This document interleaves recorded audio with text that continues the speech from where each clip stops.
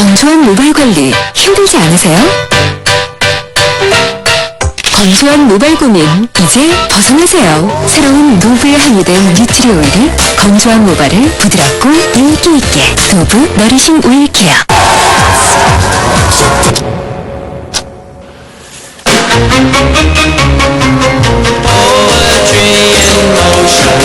흔들리지 않는 편안함에 따뜻함까지. 시몬스 침대. 탄생 올레길이 최대 만분 무료 LTE 워프 요금 탄생. 실컷 통화하라. LTE 워프 올레. 문제를 구경만 하지 말고 쳐다만 보지 말고 직접 풀어라. 자신감 쑥쑥 자란다. 시간이 많이 남는다. 구몬의 효과다. 자신감이 자란다. 자신만만 구몬. 여러분 안녕하십니까. 생방송 시사분석의 서영석입니다. 19대 총선을 앞두고 선거운동이 과열되면서 선거전이 갈수록 혼탁해지고 있습니다. 벌써부터 선거법 위반 사건들이 적발되고 있는데요. 이럴 때일수록 공약과 정책을 꼼꼼히 살펴 옥석을 가려내야겠습니다. 오늘은 충남 도당 위원장들을 모시고 이번 총선에 임하는 각 당의 선거 전략과 공약을 들어보는 시간을 마련했습니다. 먼저 출연하신 네 분 패널 소개합니다. 새누리당 김호연 충남도당 위원장 참석했습니다. 안녕하십니까. 민주통합당 양승조 충남도당 위원장 자리했습니다. 예, 안녕하십니까. 자유선진당 류근찬 충남도당 위원장 함께했습니다. 예, 안녕하십니까. 반갑습니다. 유근찬입니다. 통합진보당 김희봉 충남도당 공동위원장 참석했습니다. 예, 반갑습니다. 네, 19대 총선이 이제 두 달도 채 남지 않았는데요. 각 당의 출사표부터 들어보겠습니다. 먼저 김호연 위원장님, 새누리당의 출사표부터 말씀해 주시죠. 네. 안녕하십니까. 새누리당 김호연입니다. 저희 새누리당은 원칙과 신뢰를 바탕으로 박근혜 비대위원장을 중심으로 비대위원회를 통한 쇄신 작업이 지금 진행 중에 있습니다. 사람부터 당의 방향과 정책, 강령, 당명까지 모두 근본적으로 바뀌고 있습니다. 외부 인사가 중심이 되어 이미 비대위가 구성되었고 국민의 눈높이에 맞는 새로운 인물 공천을 할 것입니다. 과거의 구태를 단절하고 새누리당은 이제 새로운 모습으로 변화하고 있습니다. 오직 국민만 바라보며 국민의 눈높이에 맞춰 행복한 대한민국을 만들 것입니다. 기대하고 지켜봐 주십시오. 네, 양승조 민주통합당 위원장님도 한 말씀 해주시죠. 예. 먼저 이번 19대 총선은 지난 18대 총선과는 전혀 다른 양상이 나타날 거라고 생각합니다. 예, 지난 18대 총선은 열린우리당 심판이었습니다. 하지만 이번 19대 총선은 새누리당과 이명박 정권에 대한 심판일 것입니다. 예, 한나라 정권, 새누리당 정권, 이명박 정권은 민주주의 위기, 안북관계 위기, 서민경제 위기, 국가재정 위기라는 4대 위기를 초래했습니다. 나아가서 대통령 친인척과 실세 측근들이 여러 비리를 인해서 실형을 받거나 수사를 했습니다. 한마디로 집권 세력의 총체적 비리가 여실히 드러나고 있습니다. 나아가서 새누리당과 이명박 정권은 우리 500만 충청인의 가슴에 비수를 꽂고 자존심을 짓밟은 적이 있습니다. 20번 이상 약속한 세종시 수정안을 세종시 원안 추진을 헌신적 버릇을 부렸고 과학벨트 역시 원래 기보다 훨씬 더 축소된 규모로 충청도에 유치하기로 했습니다. 이러한 4대 위기를 초래하고 우리 500만 충청인을 우롱하고 자존심 짓밟은 이명박 정권과 새누리당이라는 심판이 이번 총선이 특징이라고 할 것이고 우리 충청도민께서 반드시 엄중한 심판을 해주시라고 믿고 있습니다. 네, 자유선진당 류근찬 위원장님 한 말씀 해주시죠. 예, 유근찬입니다. 두 분 말씀 잘 들었습니다. 저희 자유선진당은 이번 19대 총선에 임하는 각오를 두 가지로 정리를 할 수 있겠습니다. 우선 그 영호남의 그 지긋지긋한 패권 정치를 이번에 반드시 타파해야 된다고 하는 점이 강조되는 부분입니다.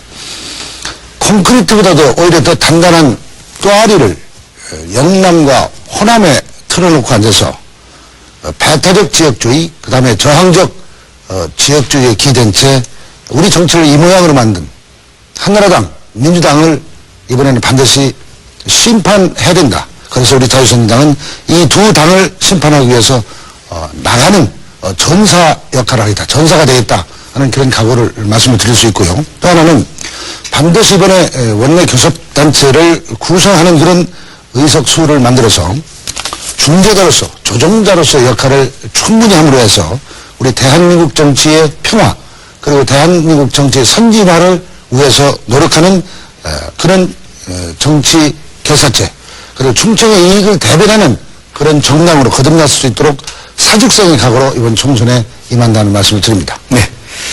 이번엔 통합진보당 김희봉 충남도당 공동위원장님 한 말씀 주시죠. 예. 우리는 해방 이후 60년 동안 소위 1번과 2번이라는 그 재벌 군부독재 정권에 의해서 통치되어 왔습니다. 저희 당은 이번 총선에 임하면서 우선 재벌 정치를 청산하고 그리고 서민 이익을 보장하는 그런 정치를 하겠다는 각오하에 출범했습니다. 아시다시피 재벌 정당의 후보들은 선거 때마다 찾아와서 농민, 노동자, 서민들한테 이렇게 얘기했습니다. 서민의 이익을 위해서 출마했다고. 또 실제적으로 우리 노동자 농민들이 서울 국회 앞에 올라갔을 때 맞이했던 것은 국회의원도 대통령도 아니었습니다. 우리를 맞이했던 것은 오로지 전투경찰이었습니다. 따라서 이제는 더 이상 속아서는 안 된다는 것이 99%의 서민들의 각오입니다. 따라서 통합진보당은 19대 총선에서 30석 이상의 안정적인 원내교섭단체를 만들겠습니다. 돈봉투 사건에서 볼 수 있듯이 재벌부자들이 부정한 돈으로 정치해온 부자정당에게는 서민의 이익과 생존권을 맡길 수 없습니다. 따라서 제나라 농민들이 쌀값을 수입농산물로 깎아내리고 그리고 노동자들의 일자리를 외국으로 빼돌리는 재벌 부자정당들에게 더 이상 정치를 맡겨서는 안 된다는 것입니다. 이제 통합진보당은 이러한 꿈을, 서민들의 꿈을 실현하겠습니다. 통합진보당은 노동자 농민 서민들의 이익을 보장하겠습니다. 네. 이번엔 각 당의 주요 공약과 후보 공천 기준에 대해서 알아보겠습니다. 이 질문은 먼저 민주통합당 양승조 의원님부터 답변해 주시죠. 먼저 후보자의 공천에 대해서 말씀드리겠습니다. 먼저 민주당 같은 경우는 복수 후보가 경합하면 반드시 국민 경선을 한다는 것이 원칙입니다. 모바일 투표를 통해서 전 국민이 함께 경선에 참여하는 원칙을 정했다는 말씀을 드리고요. 또 경선이 그 원칙 중에 하나가 현직 의원을 우대하지 않는다는 겁니다. 이 복수 후보자 경합할 때는 2명으로 압축해서 우리가 후보자 경선을 치를 것이고 이것은 현역 의원에게 절대로 유리하지 않다라는 점을 말씀드리겠습니다. 또 여성 후보들 같은 경우는 지역구 공천을 15% 의무화하도록 했습니다. 따라서 여성 후보들도 우대하고 또 장애인 공천 시에는 한 20% 가점을 줌으로써 장애인 후보에게 우대하는 그 사회적 취약계층을 우대하는 그 공약 기준을 정했다는 점을 말씀드리겠습니다. 공약으로 우리가 3+1 정책에 대해서 거의 두 가지 정책을 더 추가했는데요. 지난 MB 정권 4년 동안 중산층이 붕괴하고 서민 경제가 파탄났습니다. 또 양질의 일자리가 감소하고 비정규직과 일용직이 증가했습니다. 그런 면에서 볼 때 저출산 고령화 시대에 맞이하고 이런 여러 가지 현안에 대해서 우리가 적절하게 대처하기 위해서 무상급식, 무상보육, 무상의료, 반값 등록금에 더해서 일자리 주거와 주거복지라는 그 공약을 내세울 것도 약속드립니다. 공약 대상을 보면 1%만을 위한 정책이 아니라 99%에 대한 정책, 이것을 펼 것이고 우리가 다수당이 된다면 그 부자 감세를 원상 복구라든가 그걸 통해서 99%의 서민과 사회 제약계층을 위한 정책을 펼 것이다. 이런 말씀을 분명하게 드리고자 합니다. 네.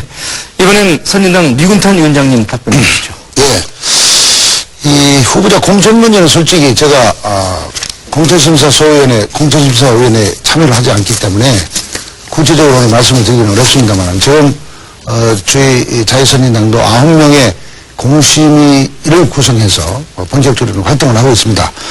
다만 제가 우리 당의 최고위원직을 맡고 있기 때문에 최고위원회에서 이번 선거에 공천할 수 있는 대상에 대한 개괄적인 규범을 정한 그 내용을 좀 간단히 소개해드리면 우선 도덕성과 윤리성이 좀 투철해야 된다 하는 그런 인물, 그 다음에 국민을 섬기고 존중하는 인성을 가진 인물, 미래지향적이고 창의적인 전문성을 가진 사람, 국가 미래를 이끌 수 있는 열정과 성실성 등을 공천의 기준으로 삼아서 새로운 정치와 새로운 시대상을 구현할 수 있는 능력을 지닌 인재를 후보로 선택해야 한다 하는 그 합의가 있었기 때문에 그 말씀을 드렸습니다.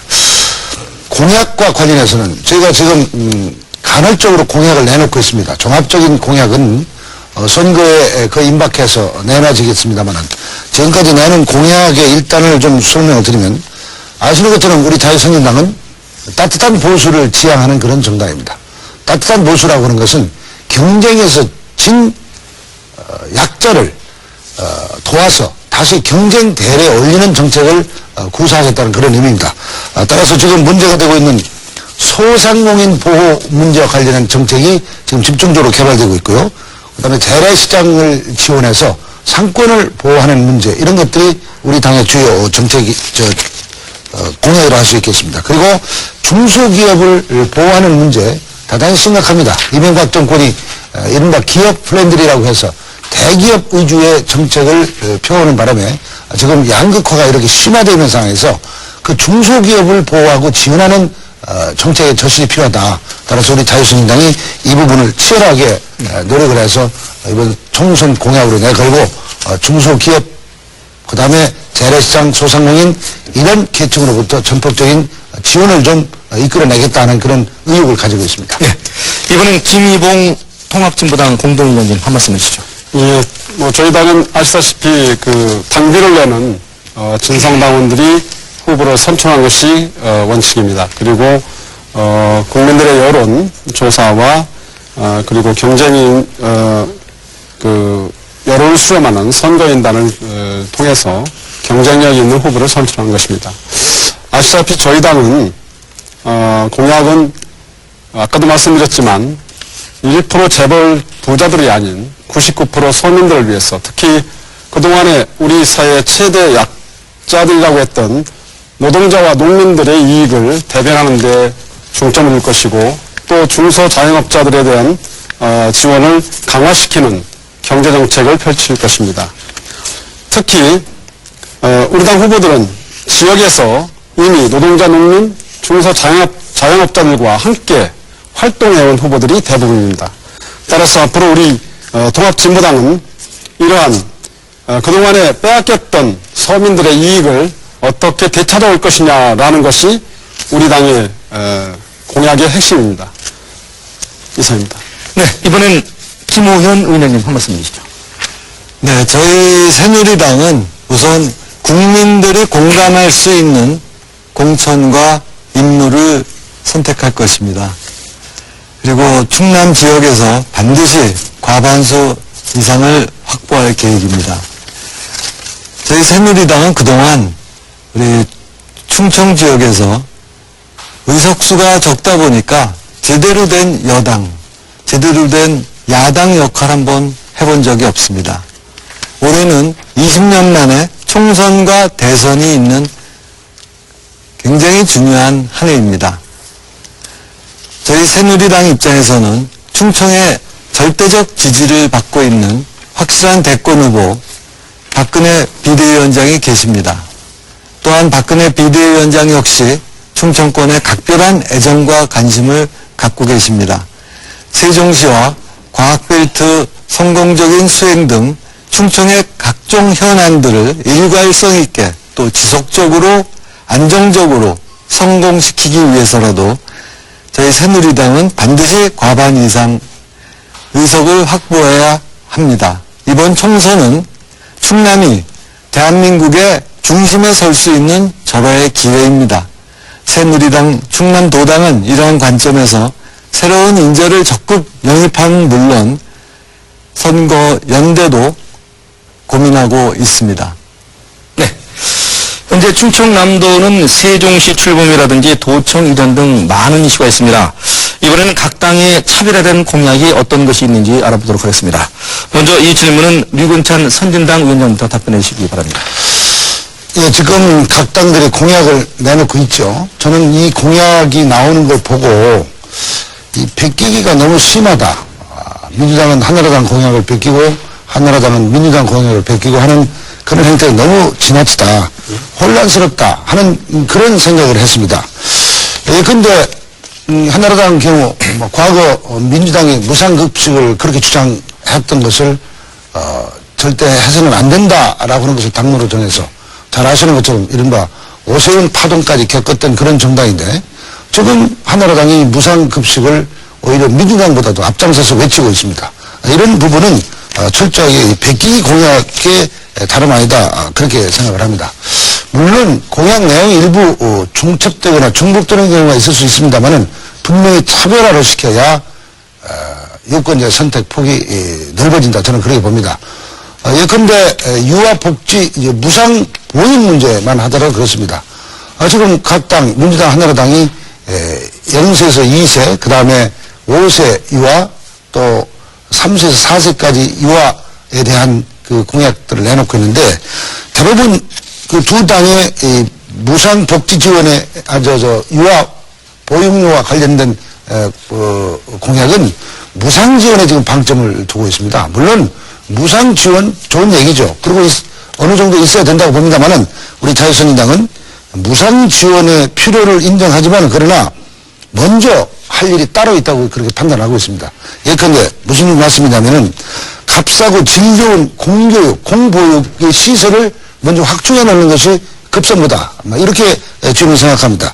현재 53%, 54%가량이 국공립보육원인데, 유치원인데, 이 국공립 유치원 수를 대폭 늘려서 여기에서 보육교육도 같이 해야 한다 하는 그런 정책을 가지고 있고, 지금 나머지 50% 정도의 사립 유치원이 있고, 또 90% 가까운 사립 보육원이 있습니다.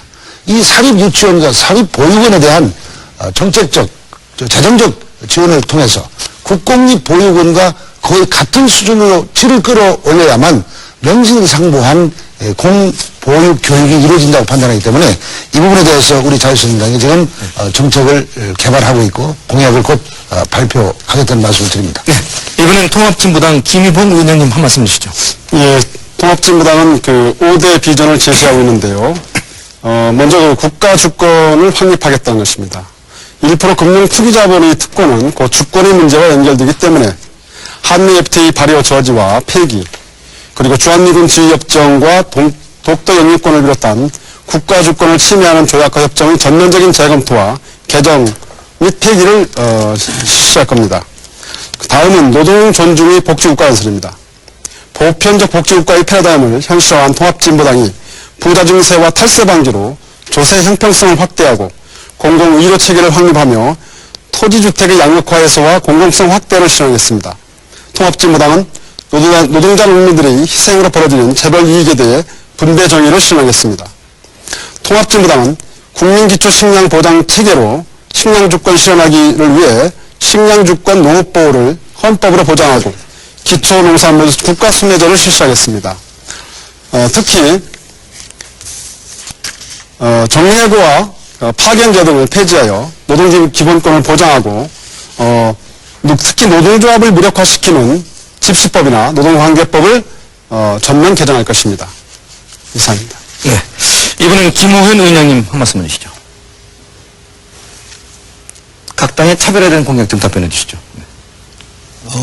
차별화된 공약, 사실 저희 우리나라의 문제점에 대해서는 각 당이 뭐 거의 비슷하게 느끼고 있으리라고 생각합니다. 뭐 양극화 문제 해소라든지 일자리 창출이라든지 남북 관계 개선, 또 저출산 고령화에 대한 대책, 그리고 지속적인 경제 성장이 담보로 된 어떤 그 복지제도의 개선, 이런 문제점은 우리가 공유의 같이 느낄 수 있는 거지만 가장 중요한 것은 국민과 공감할 수 있는 공약을 어느 당이 더 잘 만들고 실제로 어느 당이 더 잘 실천할 수 있겠느냐 하는 것이 저는 문제의 핵심이라고 생각합니다. 저희 새누리당은 구체적으로 복지 문제에 있어서는 생애에 맞춤형 복지, 각 계층별 일자리 창출, 공정한 시장 경제 체제를 구축으로 한다는 것을 핵심 축으로 해서 복지 문제는 우리의 여건과 국민의 실생활에 맞춰서 생애 주기별로 맞춤형 복지제도를 구축한다는 것이고요. 새로운 일자리 창출이란 것은 청년층은 물론이고 장년, 노인층, 또 장애인 등 계층별로 눈높이에 맞는 일자리를 새로 만드는데 정책의 역량을 집중할 것입니다. 또한 공정한 시장 경제 체제를 구축하기 위해서는 기존의 공정거래 제도를 더 확립하고 불합리한 각종 세제 및 제도 개선을 통해서 불공정한 거래 관행을 근절하고 소상공인 또 영세 자영업자들이 마음 편하게 사업할 수 있도록 하는 것. 즉 한마디로 효율적인 작지만 강한 정부를 만드는 것입니다. 네, 끝으로 양승조 의원님 한 말씀 해주시죠. 예, 닮을권 공약을 말씀하셨는데요. 우리 존경하는 유근찬 도당위원님께서 서로 베낀다라는 건데 반말 맞았다고 생각합니다. 한나라당이, 새누리당이 민주당 공약을 많이 베끼고 있는 거죠. 우리가 3+1 정책, 무상급식, 무상보육, 무상의료, 반값 등록을 주장했는데요. 실질적으로 무상급식은 대부분 시도가 채택했습니다. 또 맞춤형 복지라는 게 우리가 주장하는 복지의 여러 가지 정책을 새누리당이 지금 따라가고 있는 형태죠. 무상보육을 우리가 주장할 건데요. 우리 저출산율이 1.2명입니다. 이런 상태로 가면 삼성경제연구소 내놓은 저출산 극복에 대한 긴급 제안 보고서에 보면 이런 상태로 가면 2100년 가면 2368만 명이 남고 2500년 가면 33만 명밖에 남지 않습니다. 저출산 문제 극복이야말로 대한민국의 생존이고 가장 최고의 정책 과제라고 보기 때문에 그런 저출산 문제 극복 원인 중 하나로 무상보육을 우리는 공약을 내세울 것이다. 이런 말씀을 드리고요. 무상의료 우리가 주장하는데 본인 부담을 10% 정도로 단계적으로 낮춰서 본인 부담을 10% 정도로 낮춘다. 그리고 반값 등록을 이명박 대통령이 말하는 반값 등록금이 아니라 실질적으로 반값 등록금을 우리가 실행하겠다. 이런 공약과 더불어서 우리가 전세값 폭등, 전세 대란, 전세 난민에 취하는 이런 전세란에 대비한 주거복지를 우리가 공약을 내세울 것이다. 말씀을 드리고요. 비정규직과 일용직이 한 870만 명 됩니다. 또 사실상 실업자가 한 430만 명 되는데 이러한 관련해서 일자리 복지야말로 최선의 복지다. 라는 차원에서 일자리 복지도 우리가 공약을 내세울 겁니다. 다시 말씀드리면 3+1 정책에 두 가지 정책을 더 내세워서 1%만이 정책이 아니라 99% 서민과 중산층을 위한 정책을 펴서 우리 대한민국 99%가 행복한 사회, 또 대한민국 모두가 국민이 행복한 사회를 만들고자 하는 공약을 내세울 거냐면 말씀드리고자 합니다. 네. 천안을 선거구 분구와 세종시 선거구 신설이 이번 선거 전에 뜨거운 감자가 되고 있는데요. 이 질문은 먼저 통합진보당 김희봉 공동위원장님부터 답변해 주시죠. 예, 천안을과 세종시 선거구 신설을 우리 당은 기본적으로 동의해 왔습니다. 근데 이미 천안을 선거구가 아마 결정된 것 같고요. 또 세종시도 마찬가지로 이제 정리가 돼가고 있는 것 같습니다. 우리 당은 그동안에 기존 정당들이, 다수 정당들이 정계특위에서, 이러한 협상이 지지부진하게 돌아가면서 도민들의 힘을 뺐습니다. 정치는 근본적으로 민심을 반영하는 방향을 원칙으로 해야 합니다. 민의를 반영하여 국민과 미래를 위한 정치 개혁을 해야 할 근본적 사명이 있음에도 불구하고, 동원식 정치 치부에 일어난 돈봉투 문제, 양당 독점 구조와 중진을 위한 구제책인 석패율제 문제, 금권정치 부활을 깨하는 청목회법 등 거대 양당의 구태와 단합정치에 국민들이 공분을 일고 있습니다. 통합진보당이 원내교섭단체가 되면 근본적으로 정치개혁을 하겠습니다. 바로 독일식 정당연구제 도입으로 정당정치가 책임정치가 되도록 하겠습니다. 네. 이번엔 김우현 위원장님 답변해 주시죠. 네, 천안을은 이번에 선거구 획정위원회 공고한 대로라면은 당연히 분구가 돼야죠. 하지만 정계특위 협의 과정에서 세종시가 추가되면서 천안 순위가 밀려나서 이제는 행정구역 조정이다 이런 얘기까지 들리는 아주 억울한 입장이 됐습니다. 저는 그동안 새누리당 정계특위 위원들을 만나서 세종시와 함께 천안 선거구 증설 입장을 지속적으로 강력히 요청해 왔습니다. 여러분들 잘 아시다시피 대전 충남 지역의 국회의원 수는 광주 전남에 비해서 4명이 부족합니다. 이 결과는 그동안 지역 정당임을 자처하면서 안주해왔던 당의 책임이 있다고 저는 생각합니다. 이 지역 정당의 무능의 유감의 산물이라고 생각합니다. 새누리당은 96년 15대 총선 이후부터 20년 가까이 이 지역에서 단 한 번도 2석 이상의 의석을 확보해 본 적이 없습니다. 그리고 선거구 신설 문제와 관련돼서는 저는 보다 더 근본적인 대책이 필요하다고 생각합니다. 그것은 다름 아닌 선거구 획정위가 독립된 기관으로 상시체제로 운영되어야 한다는 것이죠. 외국의 경우처럼 중앙선관위나 아니면 통계청과 같은 데에서 그 역할을 할 수 있도록 한다면은 상당히 개선이 될 것입니다. 이것이 바로 앞으로 19대 국회에서 꼭 풀어야 될 법안 개정이 필요한 사항이라고 생각합니다. 네. 이번에 양승조 위원장님 답변해 주시죠. 먼저 세종시 때문에 천안을이 밀렸다는 거는 잘못된 판단을 보여주고요. 먼저 한나라당 안은 내부도 그런 것 같습니다. 2+1 해가지고 경기도 파주, 원주와 세종시를 증설하고요. 비례대표 3석을 줄인다는 거고, 이 민주당 안은 3+1, 경기도 파주, 원주, 용인시 기흥구를 늘리고 세종시 늘리면서 4개 지역구를 줄인다는 건 아닌데요. 물론 민주당 안에도 천안시설이 들어있지는 않은 건 맞습니다. 저는 그러면서 이 두 가지 점을 나눠서 말씀드리면요. 세종시 선거구 증설은 우리가 세종시가 광역지방자치단체에 준하기 때문에 독립선거 증설은 너무나 당연한 주장이라고 생각하고 그나마 여야 간에 내부적으로 일치했다면 참으로 다행스러운 일이라고 생각합니다. 다만 천안시 을 문제가 있는데요. 그 선거구 획정위안에서는 8개의 선거구 증설을 결정했습니다. 천안시 을구가 서북구죠. 한 4번째로 인구 많습니다. 파주, 용인시 기흥구, 원주, 그 다음에 천안 을인데 이 선거구 획정이 안 되는 것이 여야 간에 어떻게 보면 서로 정치적 이해관계가 맞물리고 서로 타협하는 여러 관계에서 나온 게 아니고 이 문제에 대해서는 한나라당과 민주당이 공히 비난받아 마땅하다고 생각합니다. 저는 선거구 획정위안 8개 선거구를 늘리고 5개 선거구를 줄이는 것에 적극 여야 공이 받아들이는 걸 생각하고요. 특히 일부에서 그런 움직임이 있는데 용인시 기흥구 같은 경우는 37만 7천 명 됩니다. 천안시 1선거 같은 경우는 32만 한 5천 명 되는데 이런 선거구 상한선 1대3이라는 헌법상 결정에 배치되지 않기 위해서 용인시 기흥구의 일부 동을 다른 선거구에 띄워주고 서북구 일부 동을 천안시 동남구에 일부 띄워준다는 것은 전형적인 게리맨더링입니다. 이것은 누가 생각해도 받아들일 수 없고 엄청난 근본적인 비난에 직면할 것이다 라는 말씀을 드리고요. 지금이라도 새정치를 할 때는 한명수 대표님 또 박근혜 비상대책위원장님 양당 지도부 공이 선거구 획정위안을 그대로 받아들일 것을 이 자리에서 촉구합니다. 네. 이번엔 류근찬 선진당 위원장님 말씀해 주시죠. 네, 이 천안 을 선거구 분구와 관련해서 제가 어떤 말을 들으면은 복장이 터집니다, 솔직히. 앞서 두 한나라당 의원님, 민주당 의원님 말씀이 계셨습니다만은 일부 사실인 것도 있고 사실이 아닌 부분도 있습니다.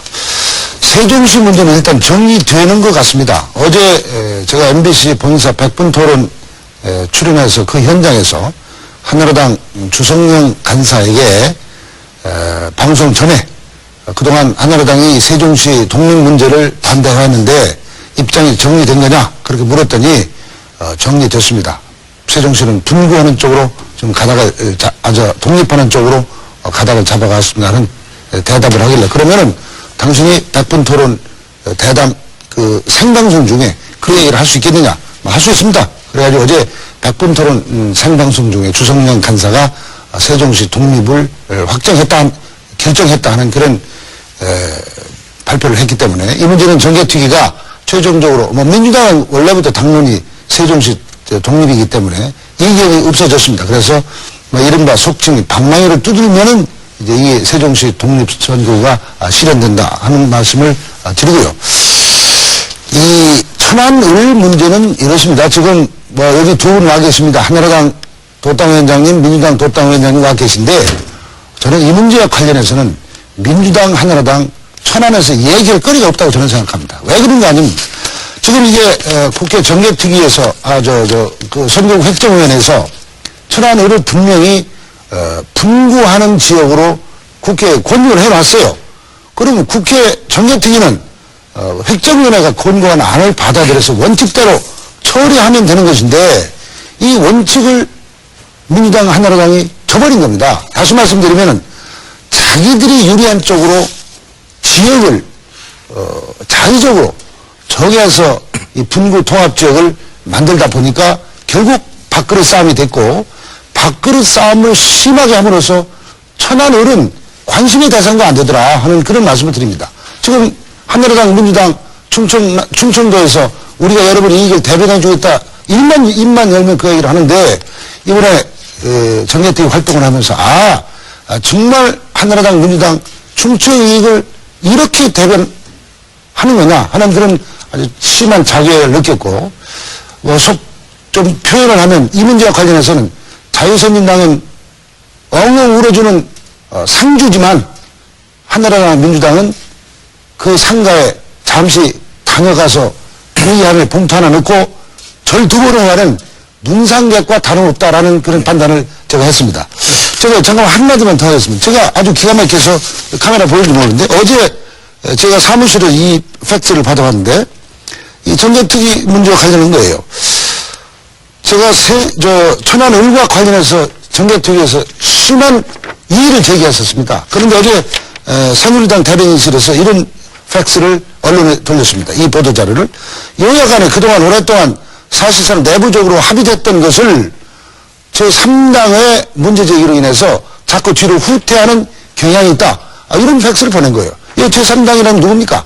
자유선진당 유금찬입니다. 유금찬이가 이의를 제기했기 때문에 이 문제가 지금 후퇴하고 있다는 변명을 하고 있는 겁니다. 가슴을 잡고 반성을 해야 될 사람들이 제3당 유금찬 이걸 이 정개특위의 획정 문제와 관련해서 방해자로 이런 라인 찍어서 언론 보도로 돌리더라 하는 이 파렴치한 행동을 하고 있는 것이 지금 한나라당입니다. 따라서 이 문제는요, 저는 반드시 천안을 문제는 분구가 돼야 된다는 그런 입장을 분명히 밝힙니다. 그리고 지금까지 최대한 노력을 해왔다는 그런 보고의 말씀도 곁들여서 드립니다. 네. 예.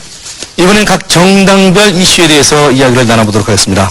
먼저 새누리당 김호연 의원님께 질문드리겠습니다. 새누리당은 그동안 과학벨트와 세종시 건설 추진 과정에서 현 정부에 대한 충청권의 민심이 심상치 않습니다. 이를 극복할 방법이 있습니까? 예, 충청권 국책사업과 관련해서 그 지역 민심이 많이 흔들리고 있다. 피해의식이 상당히 크다. 저는 가장 큰 이유가 집권 여당 내 충청권의 목소리를 낼 수단이 없었다 하고 생각합니다. 지금도 우리 충남 대전권에 저희 여당 국회의원은 저 한 사람입니다. 과거 새누리당, 과거 한나라당은 충청권에서는 늘 소수당이었습니다. 이제 충청권에서도 지역 정당이 아니라 정치의 중심에 서야만 합니다. 이번 총선과 대선에서 확실한 집권 여당을 만들어야 하는 이유가 바로 여기에 있습니다. 제가 다시 한번 강조하지만 새누리당에는 충청의 뜨거운 지지를 받고 있는 유력한 대권 후보인 박근혜 비대위원장이 계시고, 박근혜 비대위원장 역시 충청에 대해서 각별한 애정과 관심이 있습니다. 새누리당과 박근혜 비대위원장, 그리고 충남 도당위원장인 저 김호연은 세종시를 비롯한 충청의 현안들이 성공적으로 추진될 수 있도록 최선을 다할 것입니다. 또한 대덕단지를 거점으로 세종시와 오성, 오창, 그리고 천안을 연결하는 과학벨트의 성공적 추진을 통해서 국가와 충청권의 미래 성장 동력을 확보함은 물론이고, 그를 통해서 새로운 일자리 창출, 그리고 지역경제 활성화를 꼭 이뤄내겠습니다. 이번엔 민주통합당 양승조 의원님께 질문드리겠습니다. 충청 지역 의원들이 당내에서 비주류에 속하다 보니까요, 아무래도 지역 발전을 이끄는데 한계가 있지 않느냐 하는 그런 지적이 있습니다. 어떻게 생각하십니까? 이 비주류라기보다는 숫자가 적은 거죠. 이제 충남에 한 명, 대전에 한 명이기 때문에 이 숫자가 적은 문제, 또 지역 발전 견인에 한계가 있다는 지적은 우리가 다르게 받겠습니다. 다만 이러한 지적은 기후에 불과하다는 점도 아울러 말씀드리는데요. 이명박 정권 4년 동안 2년 정도는 우리 충청의 가장 커다란 현안 문제가 이 세종시 문제였습니다. 이때 세종시 이명박 정권과 이 한나라당 내에서 어떤 주류 세력이 세종시 수정안을 내서 평지풍파를 일으키고 우리 500만 충청인을 정말 아까도 말씀드렸지만 자존심 짓밟았는데, 이러한 그 세균 수정하면서 정말 적극적으로 맞서 싸우는 당이 어느 정당입니까? 우리 자유선진당이 우리부터는 그 도당연입부터 자유선진당 열심히 잘 싸웠습니다. 그런데 원내 제1야당 우리 민주통합당이 민주당이 세종시 수정안에 대해서 정말 똘똘 뭉쳐서 함께 하지 않았다면 세종시 수정안 지켜내지 못했다고 생각합니다. 저는 개인적으로 20일간 단식을 통해서 세종시 수정안을 막아내고 세종시 원안 지켜내는데 커다란 일조를 했다고 자부하겠습니다. 또 국제과학 비즈니스벨트 마찬가지입니다. 대통령 공약사항입니다. 또 한나라당 총선 공약사항이고요. 예초에 3조 5천억을 들여서 국제과학 비즈니스벨트를 충청도에 유치하겠다. 이게 공약입니다. 근데 결과적으로 어땠습니까? 지금 2조 3천억 정도밖에 우리 충청권에 유치하지 않았습니다. 그것도 자유선진당과 우리 민주당이 이명박 정권을 상대로 해서 천안에서 대전에서 청주에서 청와대에서 국회에서 여러 곳에서 정말 힘차게 거리투쟁, 정치투쟁 모든 투쟁을 총동원한 결과 우리가 국제과학 비즈니스벨트 일부지만 2조 3천억 정도를 충청권에 유치했다는 점을 말씀드리고요. 서해안 유리폐 문제도 역시 민주당이 앞장서고 있다는 점을 말씀드리면서 소수이지만 지역발전 경위에서 최대한 노력을 기울였고 우리 민주당 같은 경우는 세종시 수정안에 대해서 어느 정당 이상으로 세종시 수정안을 막아내고 세종시 원안을 지켜냈다. 또 국제과학 비즈니스 벨트 문제에 대해서도 대체로 당론 차원에서는 국제과학 비즈니스 벨트를 지켜내는데 앞장섰다. 이런 말씀을 드리고자 합니다. 자유선진당 류근찬 위원장께 질문드리겠습니다. 최근 심대평 대표의 리더십 논란과 이어 또 새누리당과의 연대설 등으로 좀 혼란스러운 모습을 보이고 있습니다. 이런 모습이 이번 선거에 부정적인 영향을 미치지 않을까 하는 지적이 있습니다. 어떻게 보십니까? 지금 그 사회자께서 질문하신 내용 가운데 그 심대평 대표의 리더십 문제, 그 다음에 한나라당과의 연대 문제 말씀을 하셨는데 실체와 상관없는 일단 편견을 갖고 계신 것 같아서 유감을 표시하고요. 심대평 대표 솔직히 말씀드리면 우리 충청도 사람들 다 압니다. 그분이 어떤 리더십을 가지고 계시니 정치권에서 그분만한 리더십을 가진 분은 별로 없다 하는 게 제 아주 확언입니다. 그리고 따라서 우리 심대평 대표의 리더십에 의문을 제기하는 것은 그분에 대한 모욕이다 하는 분명한 말씀을 드립니다. 그리고 한나라당과의 연대 문제는 그것도 사실 실체가 저는 없다고 봅니다. 실질적으로 없습니다. 왜냐하면 이번 19대 총선에서 불가피하게 우리 자유선진당은 한나라당과 맞서서 싸울 수밖에 없는 그런 정당이기 때문에 적과 손을 잡아서 선거로 치를 수 있겠습니까? 그렇기 때문에 연대라고 하는 것은 있을 수 없다. 다만 총선 전국이 끝난 후에 어차피 야권에서 진보 진영을 단일대우로 가져간다 그러면은 한나라당을 중심으로 한 보수 세력들은 어떻게 할 거냐 하는 그런 문제가 생길 수 있습니다. 상황에 따라서는 지금 예단할 수는 없지만 그때 고려 대상이 될 수 있을는지는 모르지만 총선과 관련해서는 절대 그런 일은 없을 거다 하는 것을 제가 분명히 말씀드리고요. 지금 이 문제가 총선과 관련해서 어떤 영향을 미칠 것이냐 하는 그런 질문을 하셨습니다만 저는 두 가지 문제를 걱정하는 분들을 사실은 지역에서 자주 뵙습니다. 그분들은 생각은 이거예요. 자유선진당 흔들리지 말아라. 왜냐하면 너희들이 흔들리면은 한나라당과 민주당과 맞서서 충청의 이익을 대변해야 되는 게 당신들인데 더 이상 무시당하지 않기 위해서라도 똘똘 뭉쳐서 이번에 총선 승리를 반드시 이뤄내야 된다. 우리 충청도 사람들은 당신들밖에 믿을 데가 없다 하는 그런 요지의 말씀으로 이해하고 있고 따라서 더욱더 총선과 관련해서 전의에 불타고 있습니다. 반드시 20석 이상의 원내 교섭단체를 구성할 수 있는 그런 국회의원이 당선돼서 충청인들의 바람, 충청인을 대변하는 그런 역할을 더 충실히 해야 된다는 그런 각오를 좀 다지고 있다는 그런 말씀을 드립니다. 네, 류근찬 의원님이 한 말씀 하시길래 저도 간단히 보충 질문 드리겠습니다. 심 대표의 리더십 논란은 그 당내 박선영 의원이 제기한 문제 아닙니까? 그거는요, 저는 이렇게 봅니다. 당내에서 여러 말을 할 수가 있죠. 네. 지금 여기 양승조 의원님, 김호영 의원님 계시지만 최고위원회나 의원총회 한번 가보시라고요. 벤소리 다 합니다. 이게 이제 우리 자유선진당은 이제 숫자가 작다 보니까 이제 이게 작은 정당에서 목소리 튀어나오니까 언론으로부터 침소 봉대되는 그런 대접을 받는 경우가 있습니다. 실제로 이 두 당, 큰 당의 의총을 한번 가보시면 그보다 더 심한 소리를 합니다. 네. 뭐 인정하실 겁니다. 뭐 그런 부분을 가지고 당 내홍이다, 내분이다 이렇게 규정해버리면 솔직히 내홍, 내분을 안 겪는 그런 정당이 없죠. 네, 알겠습니다. 뭐 그렇게 이해하시면 될 겁니다. 네. 이번엔 통합진보당 김희봉 공동위원장님께 질문드렸습니다. 최근 한국갤럽이 실시한 여론조사에 따르면은 통합진보당의 정당 지지도가 3위인 것으로 나타났습니다. 그런데 충청남도에서는 통합진보당의 지지율이 상당히 낮은데 어떻게 보십니까? 예, 특징적으로 말씀드리면, 지난 1월 12일, 공주에서, 정부 주관으로 한미FTA, 보완대책 설명회가 있었습니다.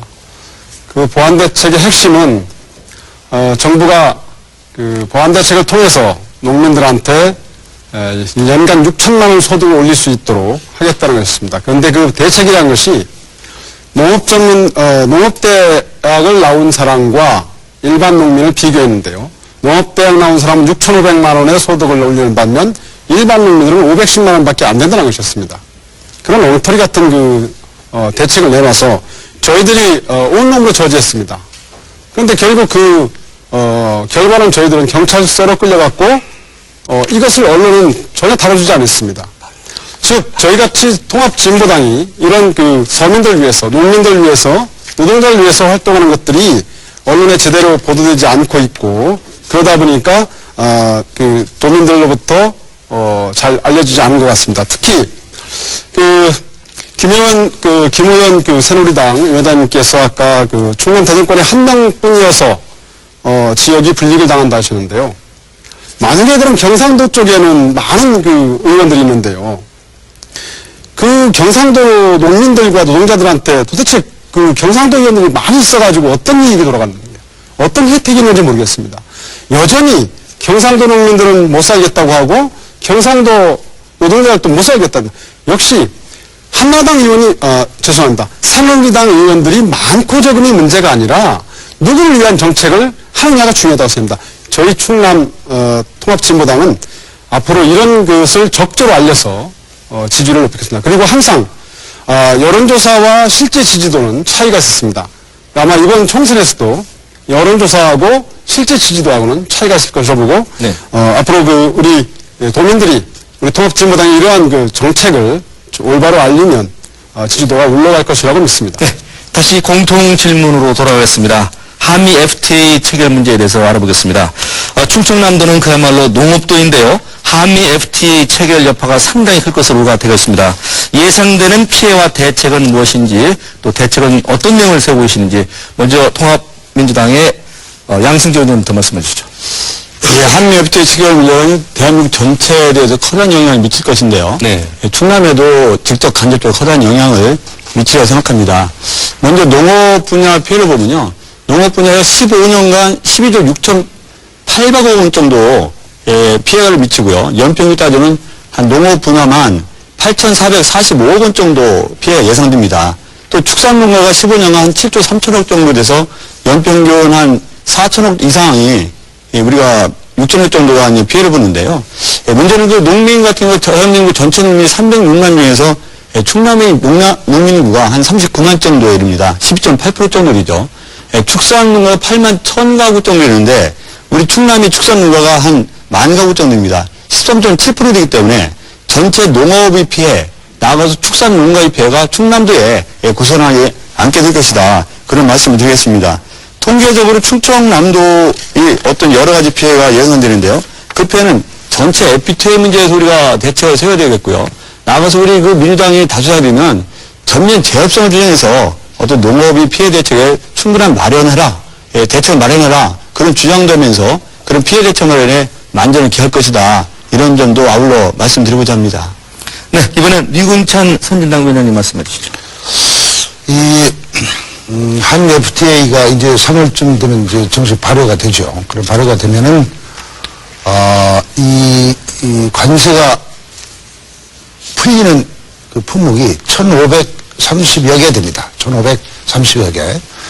즉시 관세가 없어지는 품목이 40%인 600개가 즉시 관세가 없어집니다. 그리고 나머지는 향후 15년에 걸쳐서 점차적으로 관세가 없어지도록 절표되도록 그렇게 되어 있기 때문에 물밀듯이 밀려오는 미국산 농산물의 튀어서 우리 농민, 농촌은 초토화될 가능성이 많다. 저는 그렇게 판단합니다. 양승조 의원께서 정확한 통계를 말씀해 주셨습니다. 연간 8,600억가량의 농업 생산이 감소되는 걸로 우리 정부가 통계를 내놓고 있습니다만은 저는 이게 대단히 보수적인 통계다 이렇게 생각합니다. 미국 농무성은요, 이 FTA가 발효된 이후에 미국이 한국에 수출하는 효과를, 농산물 수출 효과를 우리 돈으로 2조 원 정도 잡고 있습니다. 따라서 8,600억에서 2조 원 사이의 생산 감소 효과를 우리가 분명히 당하게 되는데, 지금 이 선대책 후 비준하라는 우리 민주당, 자유선진당 야당의 요구를 이명박 정권이 무시한 채 덜렁 날치기로 이 한미 FTA를 국회 표결을 했습니다. 따라서 이 엄정한 사태에 대한 이 피해 대책을 과연 어떻게 할 것이냐 하는 그런 문제가 벌어지는데요. 지금 충청남도의 경우도 피해 8천억 가운데 연간 8천억 가운데 70%가량이 축산에 몰려 있습니다. 축산에. 우리 충청남도는 전국의 14%의 축산량을 담당하고 있습니다. 따라서 앞으로 예산 홍성, 보령, 천북을 중심으로 한 충청남도 축산단지가 대단히 아주 어려운 지경에 빠지게 되는데, 문제는 이 충청남도 재정이 열악해서 또 스스로 이 FTA와 관련된 보존대책을 마련할 길이 없다 하는 것이 가장 큰 문제입니다. 네. 따라서 우리 정치권이 정부에다가 대고 이렇게 엄정한 현실 앞에서 정부가 보완대책을 내놔라. 지금까지 몇 가지 내놓은 게 있긴 합니다만 그건 불충분하다. 앞으로 22조가 아니라 10조 원, 20조 원을 더해서 30조 원, 40조 원의 FTA 대책 재원을 마련해서 농민들을 도와주라 하는 그런 요구를 가열차게 할 필요가 있다 하는 그런 생각을 갖습니다. 네, 이번에 김희봉 의원님 말씀해 주시죠. 예, 오늘 이 자리에서 나와서 보니까 우리 존경하는 양승조 민주당 의원님, 그리고 이봉찬 자유선진당 의원님께서 FTA가 우리 농업을 초토화시킨다 이렇게 했습니다. 앞으로 19대 총선이 끝나고 양당에서 저희 통합진보당과 함께 국회에서 FTA 협정을 폐기시킬 그런 용의가 있으신지 궁금하고요. 그렇다면 저희들은 함께 FTA 폐기시키겠다는 것이고요. 정부가 FTA 보완대책을 내놨습니다. 이 보완대책이 저는 4대강 공사와 똑같다고 생각합니다. 보완대책을 철저하게 세웠다고 하는데 그 보완대책이라는 것들이 구멍이 숭숭 뚫렸습니다. 한미 FTA는 정부 주장에 따르더라도 연간 2조 원에 달하는 막대한 피해가 예상되고 있죠. 그리고 정부는 지금도 FTA 보완대책을 세운다면서도 쌀 감산 정책을 쓰고 있습니다. 지금 쌀값이 올라가는 시기인데도 정부는 정보미와 수입쌀까지, 그리고 가공용 수입쌀까지 밥쌀용으로 전환해서 지금 쌀값을 떨어뜨리기에 급급하고 있습니다. 특히 당진에 가면 성능간척지라는 곳이 있는데요. 이 간척지의 쌀 생산을 억제시키기 위해서 그 소금밭에다가 콩이라든가 고구마, 이 타작물을 심어서 작년에 10%도 생산을 못했습니다. 네. 이런 정책을 피면서도 FTA 종합대책을 만들어서 농민들 피해를 줄인다는 것은 정말 손바닥으로 하늘을 가리는 그러한 정부의 대책이라고 생각해서 저희는 반드시 이 FTA 협정은 폐기시켜야 한다고 생각하고 네. 오늘 한나라당, 새누리당을 포함해서 세 분께 공식적으로 제안합니다. FTA 폐기하는데 공약으로 제시해 줄 것을 부탁드리겠습니다. 자, 이번엔 김의원 의원님 말씀해 주시죠. FTA 문제, 이것은 무역 의존도가 88%에 달하는 우리나라, 또 국내 시장이 협소한 우리나라 현실을 감안할 때 어차피 개방화 사회로 나가야 되는 것은 불가피한 현실입니다. 문제는 그 과정에서 피해를 보는 부분과 또 상대적으로 득을 보는 부분도 있겠죠. 근데 문제는 이 축산, 특히 냉동 돼지고기 등 이런 축산 문제에 있어서 더 큰 한미 FTA보다 더 큰 피해를 줄 한 EU FTA는 민주당, 선진당 다 찬성했습니다. 그리고 이제 한미 FTA만 물고 늘어지는데, 한미 FTA는 이미 노무현 대통령 때 국익을 우선한다는 그러한 대의명분 하에 추진되어 왔던 사실입니다. 그리고 문제 삼고 있는 IS 조항 이미 노무현 정권 때 다 만들어진 것입니다. 정부는 제가 중요하게 생각하는 것은 이러한 반대를 위한 반대보다는 가장 중요한 것은 후속 대책에 조금 더 우리가 노력을 해야 된다는 점입니다. 계획대로 어떻게 이 중요한 걸 할 것이냐. 정부는 너무 경쟁력 강화뿐만 아니고 경쟁력 강화에 이미 24조 원을 투입하고 또 각종 세제 지원에 30조 원 등 총 54원의 직간접적인 지원을 하고 있습니다. 네. 그리고 더 중요한 것은 대형 지금 유통시설 영업시간 제한 이런 것도 이미 국회에서 법제화가 됐죠. 그리고 지방 자치단체에서도 이미 조례를 제정하기 시작한 것처럼 이 한미 FTA 문제 또 모든 FTA 문제 앞으로 한중 FTA에 대한 모든 문제는 일회성의 어떤 대책이 나오는 게 아니고 지속적으로 보완이 되어야만 하는 사항입니다. 네. 잘하겠습니다. 생방송으로 진행하다 보니까 어느덧 약속된 시간이 다 돼가고 있습니다. 마지막으로 지역 유권자들에게 당부 말씀 드리겠습니다. 제한 시간은 시간 관계상 30초씩 드리겠습니다. 이 답변은 류근찬 자유선진당 위원장님부터 답변해 주시죠. 예, 기회를 주셔서 고맙습니다. 우리 충청남 도민 여러분들 지금까지 우리 충청 이익을 지켜내고 또 도민 여러분들과 함께 지난 세월 동안 지역 발전을 위한 씨앗을 뿌리고 키워낸 것이 바로 우리 자유선진당이라는 것을 여러분들 아마 잘 아실 겁니다. 우리 충청 도민 여러분께 진정 충남을 위하고 생각하는 그런 정당에게 계속적인 신뢰와 적극적인 지지를 보내줄 것을 간절히 부탁드리면서 열심히 하겠다는 약속을 드립니다. 감사합니다. 네. 김일봉 위원장님 한 말씀 해주시죠. 예, 도민 여러분 잘 보셨습니까?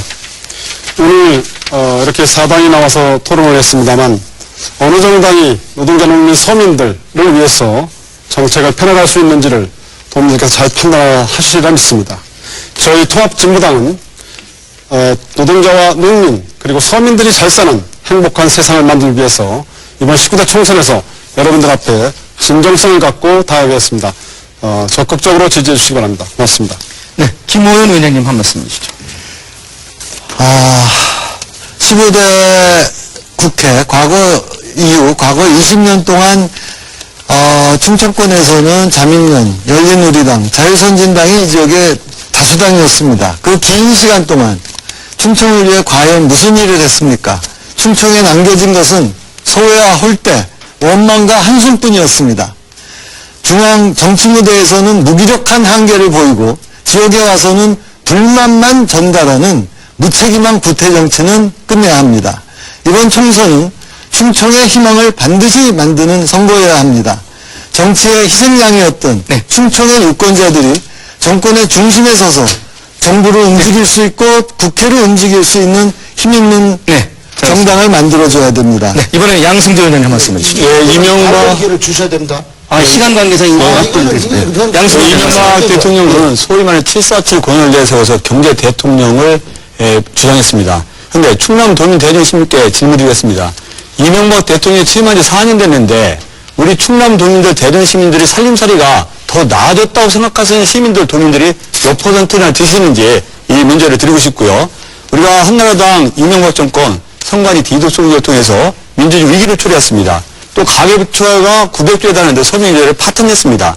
세종시 문제와 가학벨트 문제로 우리 충청이 가슴에 비수를 꽂았는데 이런 이명박 정권에서 엄중히 심판해 주시고 우리 민주당 세종시를 탄생시킨 우리 민주당으로서는 충청과 함께 국민의 여망에 부합하는 윤곽이 될 것을 약속드리겠습니다. 네. 이번 총선에서 유권자들이 불법이나 탈법 선거운동을 철저히 배격하고 후보자들의 면면을 냉철하게 살피는 노력을 한다면 부정선거, 탈법선거는 발을 붙이지 못할 것입니다. 오늘 생방송 함께해 주신 네 분 패널 고맙습니다. 그리고 시청자 여러분 고맙습니다.